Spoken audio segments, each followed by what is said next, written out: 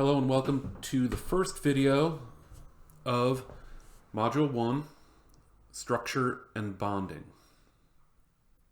I have here some pictures. On the left is a carbon atom.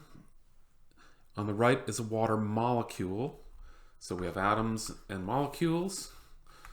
And these are one way to look at atoms and molecules. So the carbon atom, if you look at the nucleus here, it's composed of protons and neutrons, if you recall. The protons are positively charged, and they're orbited by negatively charged electrons. For the carbon atom, we're mainly concerned with the outer four, not that one. The outer four electrons. Oh, maybe it is, yes. And notice that there's two inner electrons that are deep enough that they don't get involved in the formation of molecules from carbon atoms. So in a water molecule, we have an oxygen atom here. And it, in this drawing, is bonded to hydrogen atoms. And when we say bonded, we mean a covalent bond, which is a shared pair of electrons in each case here.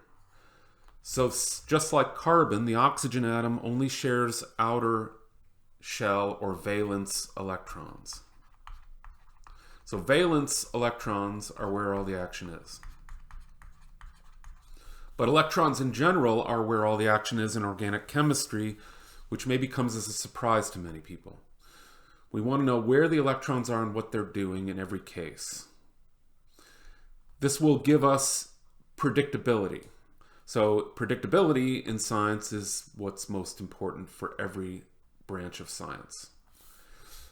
You're going to be hearing about covalent bonding, the octet rule, valence electrons. Via CPR theory, we'll be talking about shapes of orbitals that electrons occupy. Lewis dot structures. All of these concepts are presented way back in general chemistry, but I wouldn't anticipate that your background from Gen Chem is going to prepare you fully for what we do in organic. So to begin with, we want to pay close attention to the columns in the periodic table 87654, especially for these atoms that we use so often in organic chemistry. Those columns represent a way to count electrons, to help us count electrons. Atoms bond to form molecules. In the simplest recognizable terms, we have carbon atoms bonded to other carbon atoms via single bonds, double bonds, and triple bonds. These are represented by lines, but this line is an abstraction, right? It's a shorthand for a pair of shared electrons. And so the double bond is represented by two pairs of shared electrons. Three pairs of shared electrons leads to a triple bond.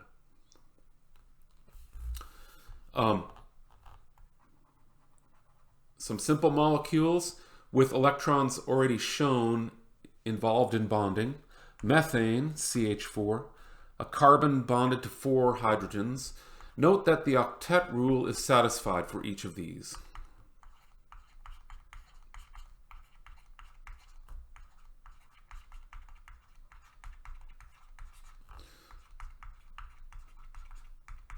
So in water, in methane, in ammonia, you can count the electrons involved around the carbon. 2, 4, 6, 8. That's 8 electrons. Octet rule is satisfied.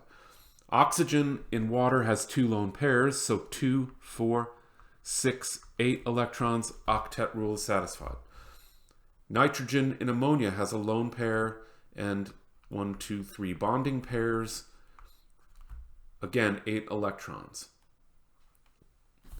So with these important atoms that we're concerned with in organic chemistry, they just can't go over an octet.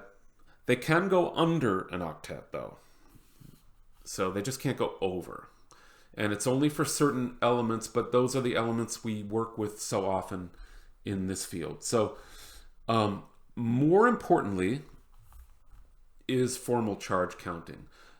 Formal charge counting is going to tell us if charges are appearing on atoms and molecules, and charges on atoms and molecules dictate everything about their behavior, and their behavior in forming bonds and undergoing reactions. So it's very critical for success in organic chemistry. There is a section on formal charge in the book, but you want to be able to, through practice, figure out formal charges very, very quickly whenever you need to. They change constantly throughout a reaction, for example. All right, so methane, if we look at the carbon in methane, it is in column 4 of the periodic table.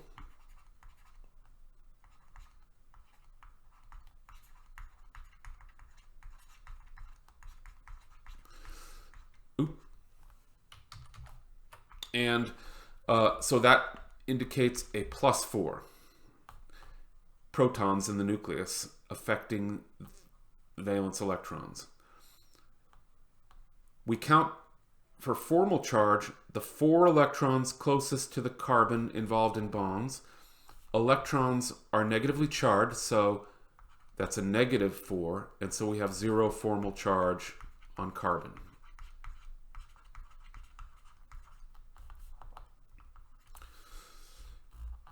In water, the oxygen atom has 2 lone pairs, as we saw above, to satisfy the octet rule.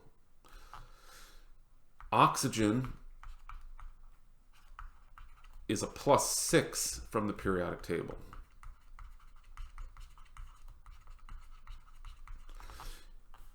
And so if we count the electrons around oxygen, we have 2, 4, 5, 6. Only counting the closest if it's involved in a bond. Okay, so -6 electrons.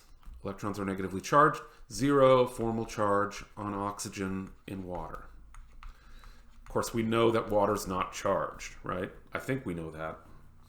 I hope we know that. Ammonia, nitrogen has 1 lone pair. Electron, electron, electron involved in bonds. So nitrogen from the periodic table is +5, -5 electrons, 0 formal charge again. So ammonia has no charge. Of course, charges do exist a lot, and we're going to go to that next, obviously. It's the more important aspect of all of this. So if we look at H3O, oxygen, to satisfy the octet rule, has another lone pair there. So the bonds are 2, 4, 6. The lone pair makes it 8 for the octet rule. But bonding electrons 1, 2, 3 closest to oxygen, 4, 5 for the lone pair. Oxygen is +6 from the periodic table, -5, and there we go, +1 formal charge.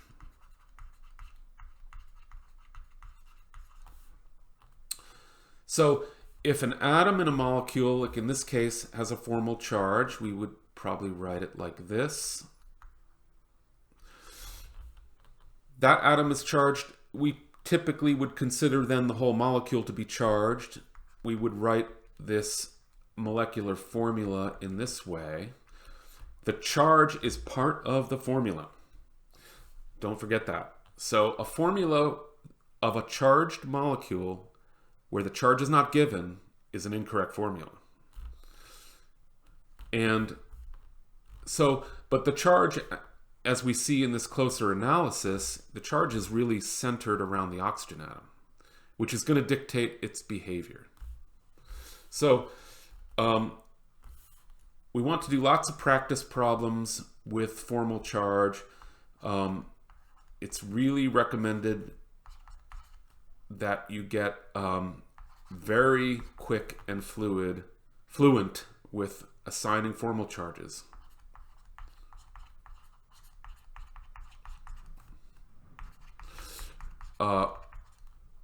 And I can't overstate the importance of that, which is why it's in this very first video. So after this, we're going to go on to some more structure and bonding topics, and we're on our way.